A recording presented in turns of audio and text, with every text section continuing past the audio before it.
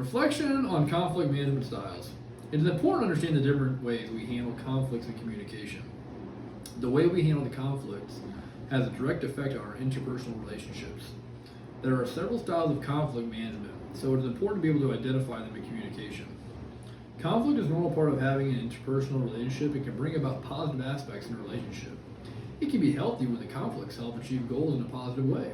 For example, competition can create tension, which can bring out stronger motivations from the group. When done constructively, conflict also has the ability for members of the group to receive criticism, which in turn can improve the self and the dynamic on the group. On the flip side, it has the potential to negatively affect members if the criticism is done out of malice. A conflict needs to be a problem that both parties tackle together for the relationship to grow. It's really conflict because one person's problem or fault is when the issues start to arise. This can be seen where there are incompatible goals or limited resources. For instance, I want to discuss the various types of conflict management types and my personal takeaways on them. The first style that I noticed is the competing conflict type, where the person is very driven towards their goal. They have little concern with other group members' goals and are very forward in communication. I believe this type of conflict management can help achieve a goal quicker at the expense of group cohesion. The avoidance approach is an unproductive style of conflict management because of little to no communication. The needs of both parties are ignored or put off, leading to a procrastination of the issue or goal at hand. According to Mark Knapp's model of relationship deterioration, avoidance is one of the steps that lead to the solving of a relationship. This style may be useful if one's goal is to dissolve a relationship with little involvement. The next style is the accommodating approach, and I consider this method a modest one. In a combination, another person or group's needs are given more importance over oneself. However, this is not without benefits. An accommodation leads to a more inclusive environment and a stronger team cohesion. This comes with a drawback, though. As the accommodator usually bears more responsibility on their part, it may lead to resentment or negative feelings. This can be seen by John Adams' equity theory of relationships, where parties wish for fairness or equality in a relationship to maintain it. The compromising conflict approach has the potential to be a productive type of conflict management. Compromisers share equal concern for most of the group members. They demonstrate that they are bringing something to the table and are willing to work and hear out the needs of the party. This style helps bring a group together emotionally. However, it poses the risk of delayed goals due to being time-consuming. This style can be important when time is a constraint and an issue needs to be resolved by conflicting parties.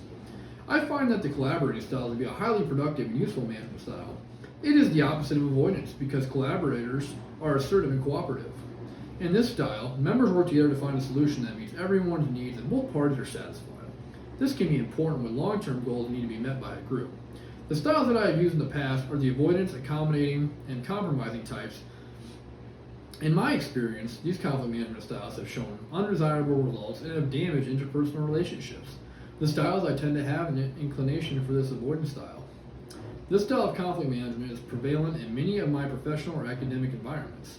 In the workplace, I tend to gravitate towards an avoidance style, though. I believe there are a couple of cultural and personal factors that have influenced the styles I use for conflict management.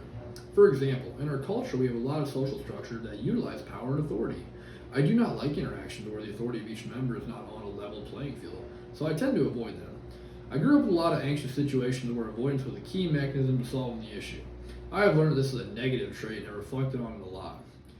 I lost a previous friendship due to mishandling the styles of conflict in our communication.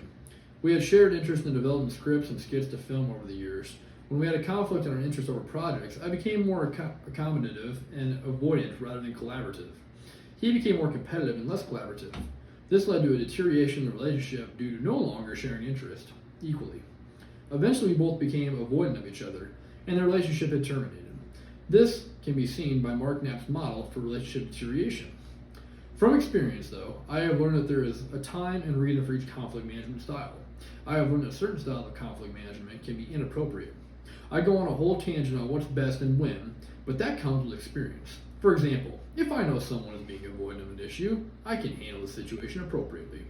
I know to be more inclusive of others in the group as too avoidant or accommodating. The important thing is having the ability to identify the style you or others are using. In communication, conflict management styles may seem like a trivial topic. However, being able to identify these conflicts in interpersonal relationships will help maintain them. It is a skill all communicators will need to help reach goals and maintain strong relationships. Thank you.